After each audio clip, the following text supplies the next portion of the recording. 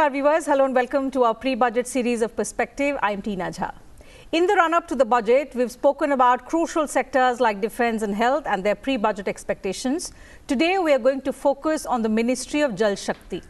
The Ministry of Jal Shakti got the major chunk from this year's budget outlay as Finance Minister Nirmala Sitharaman allocated 98,418 crore rupees in the interim budget for 24-25, with its flagship Jal Jeevan mission getting a 71% share. The Swachh Bharat Mission Grameen, which was launched in 2014 and comes under the Department of Drinking Water and Sanitation, was given 7,192 crore rupees for the interim budget, and the same amount was allocated in the previous year, which is 23-24 as well. Under the National Ganga Plan, River Development and Ganga Rejuvenation Project, this was allotted 21,028 crore rupees for 24-25 interim budget, and this was a 7.74% increase from the previous year. Also in the previous year, in 23-24, the overall allocation to the ministry was roughly around 96,000 crore rupees. How is this allocation utilized among various departments of the Jal Shakti Ministry? Towards ensuring optimal utilization of our water resources and adequate supply of drinking water to every household, what can we expect from the first full budget of the Modi government in its third term? All this and much more in perspective today with two distinguished guests. So let me begin the program by introducing them to you. I'm pleased to welcome Mr. Shashi Shekhar, former Secretary, Ministry of Water Resources. Thank you, sir, for your time. Welcome to Sansad TV. And I'm also delighted to have with us Dr. Vinod Tare, Professor and founding head, Center for Ganga River Basin Management and Studies, IIT Kanpur. Dr. Tare, welcome to Sansad TV, and particularly pleased to have you with us on this edition of Perspective, because we're going to speak to you about and understand from you more about the functioning of this ministry, how water resources, I mean, it's a very crucial thing for a population like India. We have 1.4 billion people. How we need to ensure optimal utilization of this particular resource. So we're going to come to you and discuss all of that. But before that, let me go across to Mr. Shashi Shekhar. And because when we talk about pre-budget, Mr. Shekhar, allocation is something which comes to mind automatically. So let me begin first by talking about the allocation. The interim budget announcement was somewhere around 98,000 crore rupees for the Jal Shakti Ministry, and the government's flagship Jal Jeevan mission had got around 71% of the share of this allocation. Would you expect continuity from the Modi 3.0 government as far as allocation to this crucial ministry is concerned? Certainly. This particular program, Jal Jeevan Mission, which is supposed to provide drinking water through tap as a functional household tap connection, reportedly it has achieved. You know, when I was co-chaired the task force on Jal Jeevan Mission, and that time our goal was to provide drinking water through the tap to about 18 crore household, and I'm given to understand that about 82% of the target has been achieved. So this particular mission would obviously, being a flagship program of the NDA 2, would continue in NDA 3. But in NDA 3, we need to see that all the infrastructures and the tap connection provided to the household, they actually function, they actually deliver water to each and every household. So my understanding is that budget allocation would continue. Okay, and it will receive. Before I go across to Dr. Tare and speak to him about the Jal Jeevan Mission, how crucial this has been and how it has transformed lives across India, another question, and this pertains to understanding the ministry, Mr. Shekhar. So let me take that question also with you, and then I move to the next guest. What have been the priorities of the Ministry of Jal Shakti since its formation? It's a relatively new ministry. It was formed only in 2019. What have been the key priority and focus areas of this ministry in the last 5 years? Jal Shakti Ministry has two departments. Department of Water Resources, River Rejuvenation and Ganga. And second is Department of Drinking Water and Sanitation. So far, to the best of my knowledge, most of the allocations have gone to drinking water and sanitation. The Water Resource Ministry, which is the most crucial crux of success of Jal Jeevan Mission, unfortunately did not get the required amount. And second, the need to converge the programs of the two ministries to ensure that each and every source has adequate water to ensure supply to each and every household through a pipeline is taken care. The convergence is required, and I think there is some gap over there. So broadly, this is my view. Okay, so we'll discuss all of these aspects in the course of the program. But Dr. Tare, if I may get in your words, sir, on the significance of the Jal Shakti Ministry over the last 5 years. The vision has been laid. We've achieved certain of the objectives that were laid out over the last 5 years. But from the point of view, from the context of optimal utilization of water, which is in abundance in our country in the form of natural resources, but we're not able to utilize it because of pollution and because of a lot of other factors. See, the crucial thing in the water sector is we do get enough amount of water on our territory. But the main problem is it is unevenly distributed. So you can say that in 35 days, 30 to 35 days in a year, we have too much of water, and remaining 330 days, we have no water, or we are surrounded by wastewater, whether it is industrial effluents or sewage or waste. So the focus also has to be obviously that how do we make sure that the water that comes for 30-35 days in retained and utilized for the rest of the years. So much of the investment has to go in terms of making sure that the catchment area, the lakes, the reservoirs, the ponds. So a lot of efforts have been done. You must have heard of Amrit Sarovars, making so many ponds, rejuvenating so many lakes. So much of the effort has gone. And what Mr. Shashi Shekhar has meant, our objective is to provide water through taps to all the homes. But then you require source for that. So major challenge, of course, is making sure that those resources are. Then at the same time, we have to also realize for 330 days, we are surrounded by wastewater.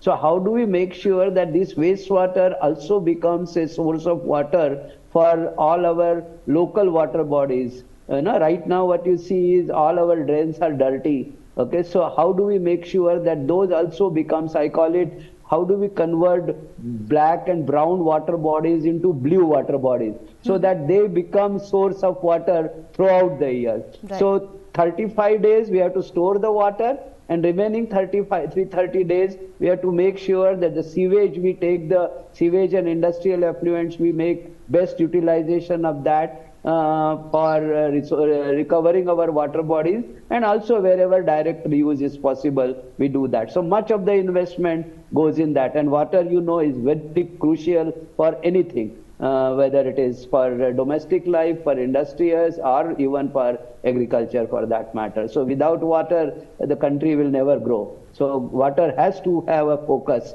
in our this thing, and I think that is why this new ministry was created, Jal Shakti. The focus is essentially in how do we build in water resources and make sure that water, and the Prime Minister has always said, he had given Panchatatras, if you recall, in COP26 meeting. Right. And he has also given a target that how can we increase our GDP contribution by regenerating, developing water resources through regeneration programs. And that's why his emphasis is all on the Jal Shakti.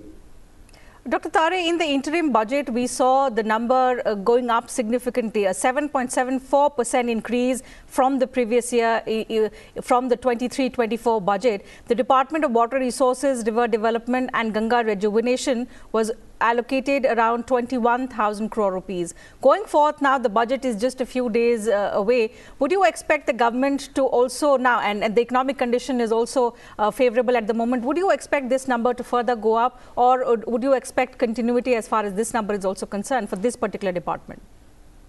Definitely, I think there will be continuity because that emphasis has not gone down. Okay, and the importance is very much there. So I don't think there will be any change, and if at all there is a change, it will be on the positive side, because water is such a crucial sector, and I think nobody other than the Prime Minister understands this, that without water and rivers, our economic growth cannot sustain.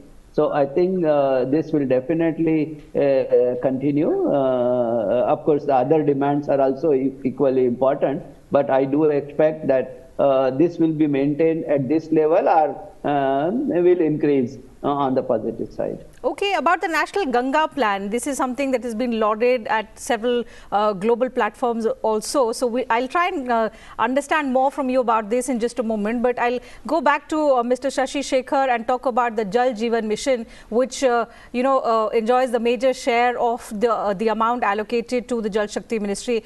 Mr. Shekhar, it's a flagship program, and particularly because we are seeing it aims to ensure last mile tap connectivity. It's very crucial in that sense that ever since it was launched, of the 19 crore rural households, as per government data, about 14 crore rural households have already been covered. So the progress has been quite significant so far. But how would you expect the thrust going to be? Because the deadline is the end of 2024 when we have to cover all the rural households. So the total 19 crore rural households have to be covered, and we are still around 14 crore. So how would you expect, what kind of thrust or push would you expect the government to bring around for faster implementation? The program in the last 4 or 5 years was implemented with a fairly rapid pace, and from 3 odd crores to reached 14 crores in a period of, say, practically 4 years, and in between you had COVID-19. So that way the department has done pretty well, and the states have put in full energy into implementation of this program. I would not like much about achieving the target. More important is people getting water on a sustained basis. What the program envisaged is functional household tap connection, which means the tap must function all during the time when water is actually delivered. My field information suggests that quite a large number of households still don't get water because source rejuvenation did not take place. Number of places where source has water, but then source is contaminated. So I would like to focus more on the quality aspect of the implementation rather than on the target orientation. Target could be extended. We have been implementing drinking water soon after independence. So a program of this magnitude to be completed in a period of 5 years was a humongous task. And to do it, then it becomes a contracted-oriented program rather than people-oriented program. People need. It was envisaged in the task force report, and a few things we said that there is no compromise. One was that the community must be fully engaged in planning, designing, and procurement and managing the O&M. That was the first, and we said that no compromise on that. Second was, the most important was source management. Without source, because 80% of water will in the tap will come from the groundwater. If groundwater source is it dries up, then the water dries up in the tap. So we need to maintain the source, and that we considered as the most important. And to the best of my knowledge, when I talk to my friends in the fields, they say that source management, source rejuvenation and source management has not been given due attention. So I would place attention on, like a mission mode, source rejuvenation. People should understand that the same source has divergent usages. One is for the human being, cattle needs, agriculture needs. So unless people understand the priority, if agriculture takes away all the water, then you have little water available for human beings and the cattle needs. In the priority order, agriculture comes as a third in the pecking order, and industry, of course, being the fourth. first being human being and the cattle go. So source rejuvenation has to be done by the people, and for that technical information, like where to take up rainwater harvesting measures, what kind of rainwater harvesting measures are required, then people should know, the community should know that how much water is available post monsoon. So all rainwater which goes into the subsoil system forms the groundwater. So people should know that in each aquifer how much of water is available. And then they need to budget and account for the usages. So this aspect, the capacity building of community, unfortunately did not take place. We should have paid attention on the capacity building and source management instead of straight away going into providing water or rather laying pipelines. Pipelines may remain as pipeline without water. That was never the intention of this mega program, 3.6 lakh crores of total budget. So my emphasis would be that source as a mission mode. Second, affordability. How do we reduce the cost? Let it not be a total government program. Let it be a people's program. And the third is O&M. How to engage people and how to train them to take care of their of the project O&M, operation and maintenance. These three are important to me. Thank you. Okay, Dr. Tare, your thoughts on source management. It's important, and each sector we've been discussing over the past few days, and when we talk about pre-budget expectations, one view that has come across prominently is we can't leave everything for the government. There is the private sector that has to come in and play a major role, and most importantly, the community, the people have to be made aware, and they have to become active players as well for ensuring that we meet the targets, we meet the objectives of all these programs that have been brought about. Towards source management and source rejuvenation, how can we effectively ensure and attract more and more people and make them aware about their importance, about the fact that we are the most populated country in the world, and this is one resource that we have to take care of? Yes, I think I fully agree with what Shashi Shekhar ji has said. We have to focus on the source. I think we may be, even if we are delayed in meeting the target of number from here to there, but I think first we make sure that whatever that we have done, that effectively is delivering. And for that, it is important to know about our water resources, how much water when is available. And I think our suggestion is that on every 10 daily basis, we should be knowing as to this is the water that is remaining after the monsoon session, and then accordingly keep on redistributing our priorities and say, okay, this much water. So first priority has to be all the tap waters that we have provided. We must make sure that the tap waters do get water from the source, and the maintenance of the quality is very important. So emphasis also has to go, community has to understand that the grey water management, the wastewater management, and the lakes and ponds which are there in their vicinity, and also the groundwater is rejuvenated. So it's a big challenge, no doubt about it, but a lot of things has to be done in that particular area, particularly rainwater harvesting, maintenance of these Amrit Sarovars, and many more such kind of things to be done, so that we make sure that the water resources available. So my emphasis, and I fully agree with this, our emphasis should be more on making sure that our water resources are maintained, developed, and we know how much water is available. So like we talk about this budget, we should also be talking, and I will expect government sometime to also bring in the concept of water budget. Okay, and how much water is available, what happened to the water, how did we manage it last year, like we get the water, the audit report and expenditure report. Similarly, I think we should also create a culture of water accounting. And this is something I think this government should start, and then only we should be, and it should be also be in public domain. That is how then people will realize that how much water they have, and they themselves should then learn to manage about the water. Okay, taking on from what Dr. Tare said, Mr. Shekhar, water budget seems to be an interesting concept. A lot of the experts have also spoken about it. Do you think having a water budget, just like a household budget, which lays out the water earnings and expenditure for the entire year, would it increase awareness among the community? No, fundamentally, we need to understand that water is a common pool resource, which means it should be available in an equitable manner to everybody. Nobody has right extra over that the resource. One. Second, that water budgeting or water accountability, I would say a step forward.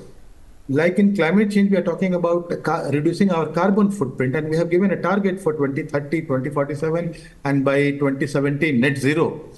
We need to, as important as reducing carbon footprint is reducing the water footprint.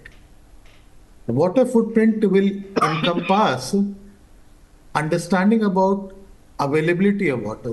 We very rarely understand that most of the water is available is in the groundwater, as a groundwater. As Dr. Tare said, that 35 days of rainfall is spread over 90 days.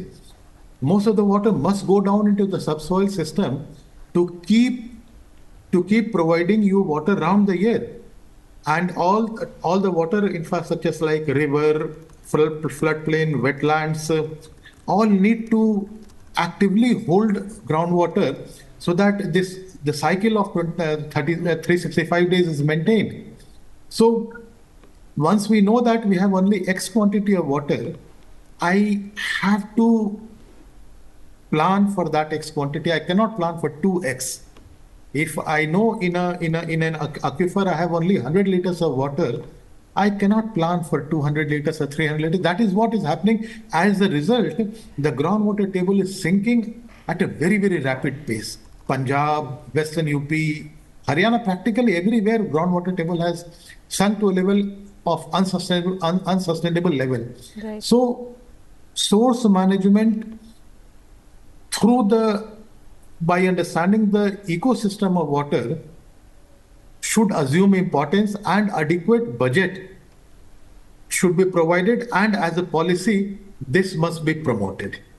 Mr. Shekhar, water is also a state subject, so it's imperative for the states also to be working towards realizing these aspects and making sure the schemes which will bring about transformation in the sector, so their role will also be very crucial. How are the states and the centre working towards this important area? What kind of financial assistance or technical assistance also in today's date is the centre providing to the states? In the current dispensation, normally, we share the total requirement of a state over a period of time. Normally, it is on a 50-50 basis. And I would say that must continue. The technical information or technical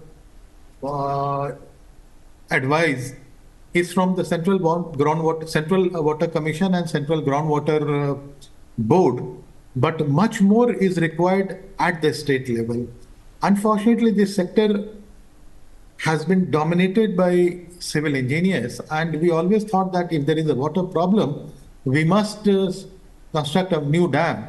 Actually, that is not the solution. We have to think of a lower cost solution where the entire ecosystem of water, the riverine ecosystem, which actually provides the water to the community across the length and width of the river, is required to be restored or to the possible level of restoration. That is what the focus must shift to, rather than constructing major dams, because those major dams have actually not given the kind of result which the society needed. Second, since we have already constructed those dams, we are not saying that those dams are required to be broken, but at least the dam must provide the designed benefit to the society. My understanding is that these dams run at about 18-19% efficiency, and most of the command area do not get water. So we need to completely change the management of these reservoirs by introducing pressure system and extending the water through pipes, and at the end of the pipe drip irrigation, then you will maximize the use of the resources, which is not in plenty. I would slightly disagree that this is available in plenty. No, it is not available in plenty. Per capita, availability of water has come down to about 1700, below 17, about 1458, which is below the threshold level. That means we are already into crisis. So we need to move to water management, and water management would require how we manage the water stored in the dam.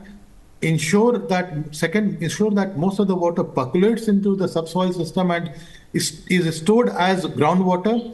Then the groundwater management has to be by the community. Community would need to understand that they have only this much of X quantity of water, and how it is distributed equitably to all the members of that community. Okay. Nobody should take extra. Okay. So these two are important. Third, of course, is the ecological restoration of the riverine ecosystem. Okay, Dr. Tare, two aspects that I would like to very quickly touch upon. Time is running out. One is the National Ganga Action Plan that I wanted your perspective on.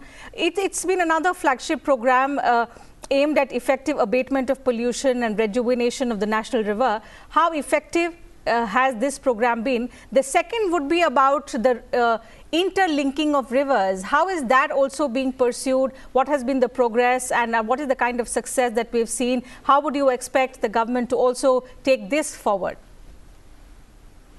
Well, so far as the Ganga Action Plan is concerned, Ganga Rejuvenation Plan is concerned, I think that by and large has been delivering, particularly the mainstem of the Ganga. You do see substantial change, even in terms of return of the aquatic life like dolphins.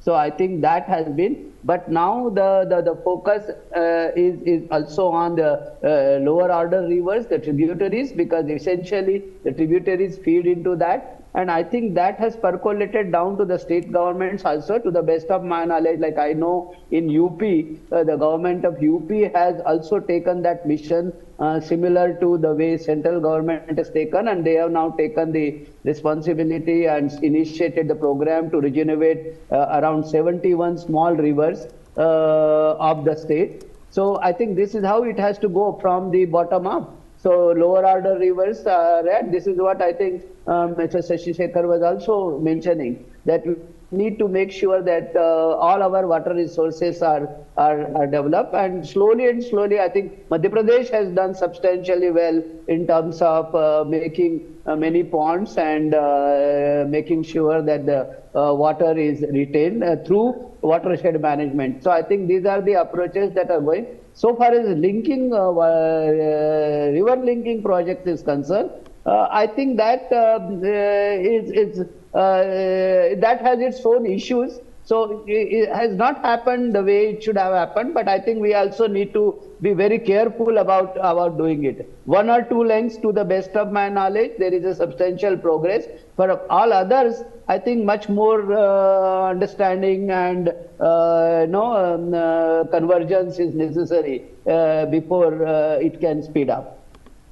Right. So in a nutshell, what we are seeing is there is increased attention being given to the Ministry of Jal Shakti. It's a new ministry that was formed in 2019 with clear objectives and visions. A lot of that has been achieved, particularly with regard to the Jal Jeevan mission, which the government set out to ensure last mile tap connectivity. However, the quality is something that our guests have spoken about that needs to be maintained. When we talk about growing sustainability, water sustainability is something that has to be at the center of our growth.